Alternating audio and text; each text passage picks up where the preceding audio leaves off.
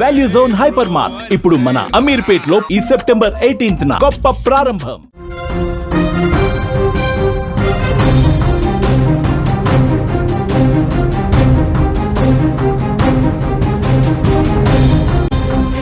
మహానగరంపై వరుణుడు విశ్వరూపం చూపిస్తున్నాడు. భారీ వర్షాలతో హైదరాబాద్ అతలాకుతలమవుతోంది. బుధవారం నాటి వర్షానికి కోలుకోకముందే గురువారం మళ్లీ భారీ వర్షం ముంచెత్తింది. నగరవాసులకు కష్టాలు వస్తున్నాయి. రోడ్లపై ఎక్కడికక్కడ వర్షపు నీరు నిలిచిపోయి ఇక్కట్లు పడుతున్నారు. ఆఫీసుల నుంచి ఇంటికి వెళ్లే సమయంలో నరకాన్ని అనుభవిస్తున్నటువంటి పరిస్థితి ఉంది. విశ్వనగరంపై వరుణుడు తన ప్రతాపాన్ని చూపిస్తా ఉన్నాడు. భారీ వర్షాలకు హైదరాబాద్ అతలాకుతలమైపోతోంది. క్లౌడ్ బరస్టును తలపిస్తూ పడుతున్నటువంటి వర్షాలకు నగరవాసి వణికిపోతున్నాడు. ప్రాణాలను కూడా అరచేతిలో పెట్టుకోవాల్సిన పరిస్థితి. ఆకాశానికి చిల్లు పడిందా అన్న రీతిలో బుధవారం రాత్రి కురిసిన వర్షానికి మొత్తం నగరం మునిగిపోయిన పరిస్థితి. గురువారం కూడా దంచి కొట్టేసింది. లోతట్టు ప్రాంత వాసులు ఇంకా తేరుకోకముందే కుంభవృష్టి మరొకసారి ముంచేసింది. దీంతో ప్రజలకు తీవ్ర కష్టాలు తప్పడం లేదు. నానా అవస్థలు పడుతున్నారు. ఒక్కసారి స్క్రీన్ మీద కనిపిస్తున్నటువంటి దృశ్యాలే అందుకు సాక్ష్యాలుగా ఉన్నాయి. నగరవాసులు ఎంత ఇబ్బంది పడుతున్నారు, లోతట్టు ప్రాంతాలు, కాలనీలు అన్నీ కూడా ఏ విధంగా మునిగిపోతున్నాయో ఒక్కసారి మీరు విజువల్ చూస్తే అర్థమవుతోంది. వాహనదారులు ఎంత ఇబ్బంది పడుతున్నారో మనకు కనిపిస్తోంది. వాహనాలు ఇంకా కూరుకుపోతున్నాయి. అక్కడ ఉన్నటువంటి గుంతల్లో పడిపోయి వాహనాలు కదలేని పరిస్థితి ఏర్పడింది. ఇక్కడ మీరు చూడండి, చిన్నపిల్లలను వేసుకుని వాళ్ళు స్కూల్కి వెళ్ళేటప్పుడు ఎలాంటి ఇబ్బందికర పరిస్థితులు ఉన్నాయి. స్కూల్ నుంచి ఇంటికి వచ్చేటప్పుడు ఎలాంటి పరిస్థితులు ఉన్నాయి. ఆఫీసులు అయిపోయిన తర్వాత ఇళ్ళకి వెళ్ళేటప్పుడు నగరవాసులు ఎంత ఇబ్బంది పడుతున్నారు. మొత్తం చెరువులో నుంచి తమ బైకుల్ని తీసుకెళ్తున్నటువంటి పరిస్థితి. తమ వాహనాల్ని ఒక చెరువుల్లో నుంచి, కాలువల్లో నుంచి తీసుకెళ్తున్నట్టుగా దృశ్యాలు కనిపిస్తున్నాయి. ఒక కాలనీలో ఇంట్లో ఉన్న దృశ్యం ఒక్కసారి మీరు చూడండి. అపార్ట్మెంట్లో సెల్లార్లోకి వాటర్ వచ్చేస్తున్నాయి, ఇళ్లలోకి వాటర్ వచ్చేస్తున్నాయి, వాహనాలు మునిగిపోతున్నాయి, కొన్ని వాహనాలు కొట్టుకుపోయిన పరిస్థితుంది. గతంలో ఎప్పుడూ చూడని విధంగా హైదరాబాదులో వర్షం కురుస్తూ లోతట్టు ప్రాంతాలని ముంచేస్తూ నరకాన్ని చూపిస్తున్న పరిస్థితుంది. రెస్క్యూ చేయడానికి కూడా, అక్కడ సహాయ కార్యక్రమాలు చేయడానికి కూడా అక్కడ ట్రాఫిక్ పోలీసులు కూడా చాలా ఇబ్బంది ఉంది. ఒకవైపు ఏకబిగిన వర్షం పడతా ఉంది, గొడుగులు వేసుకొని వాళ్ళు చూస్తూ ఉన్నారు. ఎక్కడ వాటర్ ఎక్కడెక్కడ నిలిచిపోయింది. ప్రధాన కూడళ్లలోనే హైదరాబాదులో ఎంత భయానకమైనటువంటి పరిస్థితి ఉందో ఒక్కసారి మనం చూస్తున్నాం. బుధవారం కురుస్తున్నటువంటి వర్షానికి మొత్తం ఎక్కడికక్కడ మునిగిపోయి కట్టుబట్టలతో రోడ్ల మీదకి వచ్చిన పరిస్థితి కొన్ని కాలనీస్లో ప్రజలైతే. అక్కడ చూడండి ఎంత ఫ్లో చూడండి. ఒక్కసారి లెఫ్ట్ సైడ్ బాక్స్లో మీరు చూస్తుంటే అక్కడ చెట్టు దగ్గర మొత్తం వరద ఎగువ నుంచి ఆ వరద ప్రవాహం మొత్తం కూడా స్థానిక కాలనీలను ముంచేస్తున్న పరిస్థితి. ఇది హైదరాబాద్లో మెయిన్ పంజాగుట్ట, ఖైరతాబాద్, అమీర్పేట్ ఇలాంటి ఏరియాల్లో ఎంత దారుణంగా పరిస్థితి చూడండి. ఒక పక్కన మొత్తం చెరువు కనిపిస్తోంది. చెరువుకు అవతల నుంచి ఒక వైపు నుంచిగా వాహనాలు వెళ్తున్న దృశ్యాలు మీరు చూస్తూ ఉన్నారు. ఇంక ఇటువైపు వెళ్తే మొత్తం మునిగిపోవటమే వెహికల్స్. రైట్ సైడ్ ఒక చిన్న మూల వైపు నుంచి వెళుతున్నటువంటి పరిస్థితి మనకు కనిపిస్తోంది. హైదరాబాద్లో చాలా చోట్ల ఇదే సిచ్యువేషన్ ఉంది. బుధవారం పడినటువంటి ఒక భారీ వర్షానికే ఇంకా నగరం కోలుకోలేదు.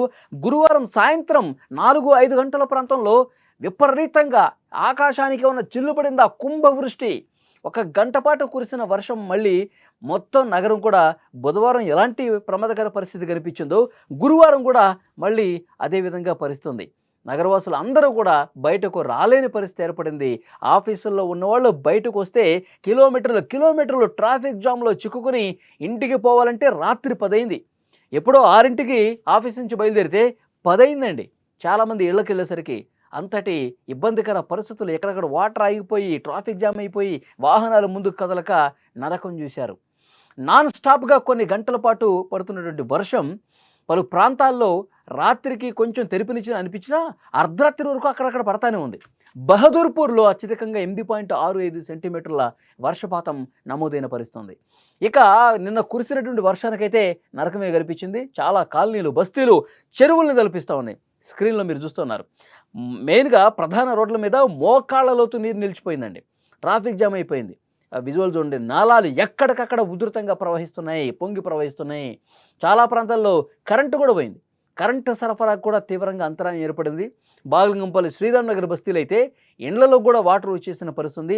మోటార్లు పెట్టి నీటిని బయటకు పంపించారంటే ఏ స్థాయిలో ఇంట్లోకి వాటర్ ఇచ్చిందో అర్థమవుతుంది. అమీర్పేట సమీపంలోని ఎల్లారెడ్డిగూడ కావచ్చు, హుస్సేన్ సాగర్ నాలా మీద ఉన్న దోమలగూడ కావచ్చు, గగన్ మహల్ కాలనీలు పూర్తిగా మునిగిపోయాయి. ట్రాఫిక్ సమస్యలు, వరద నీటి సమస్యలు, ప్రాణగండం కూడా భారీ వర్షాలతో పొంచి ఉంది. కొట్టుకుపోతున్నారు. మొన్న లాస్ట్ వీక్ ఒక ముగ్గురు కొట్టుకుపోయారు. నిన్నైతే వెహికల్స్ అన్నీ కొట్టుకుపోయిన పరిస్థితి ఉంది. పలువురు గల్లంతై ప్రాణాలు కోల్పోవడంతో వారి కుటుంబాలు రోడ్డున పడ్డ పరిస్థితుంది. అధికారులు చెప్తున్నారు, ఎప్పటికప్పుడు వర్షం పడేటప్పుడు చెప్తా ఉన్నారు, జాగ్రత్తగా ఉండండి, బయటికి రావద్దు, లోతట్టు ప్రాంతాలు మరింత అప్రమత్తంగా ఉండండి అని చెప్తున్నారు. కానీ దురదృష్టవశాత్తు ఇంకా చనిపోతున్నటువంటి పరిస్థితి ఉంది. నాలాల్లో కొట్టుకుపోయి ప్రాణాలు కోల్పోతున్న పరిస్థితి. వాళ్ళు చాలా కొన్ని కిలోమీటర్ల అవతల మూసీలో తేలుతున్నటువంటి మృతదేహాలు కనిపిస్తూ ఉన్నాయి. హైదరాబాదే కాదు, దేశంలో కూడా చాలా ప్రాంతాలు ఇదే సిచ్యువేషన్ ఉందండి. వర్షాలు విపరీతంగా కురిసి నగరాలు పట్టణాలన్న తేడా లేదు, గ్రామాలన్న తేడా లేదు. ఎక్కడ చూసినా వర్షమే కనిపిస్తుంది, ఎక్కడ చూసినా వాటరే కనిపిస్తుంది, ఎక్కడ చూసినా మునిగిపోయినటువంటి ప్రాంతాలే కనిపిస్తున్నాయి. భూమి నీటిని పీల్చుకునేటువంటి ఆ సామర్థ్యాన్ని మించిపోయినప్పుడు వరదలు సంభవిస్తాయి. దీనివల్ల నీరు రోడ్లు మరియు నదుల్లోకి పొంగి పొర్లుతోంది. నగరాల్లో కాంక్రీట్ నిర్మాణాలు పెరగటం వల్ల భూమి నీటిని పీల్చుకునే సామర్థ్యం పూర్తిగా తగ్గిపోతోంది.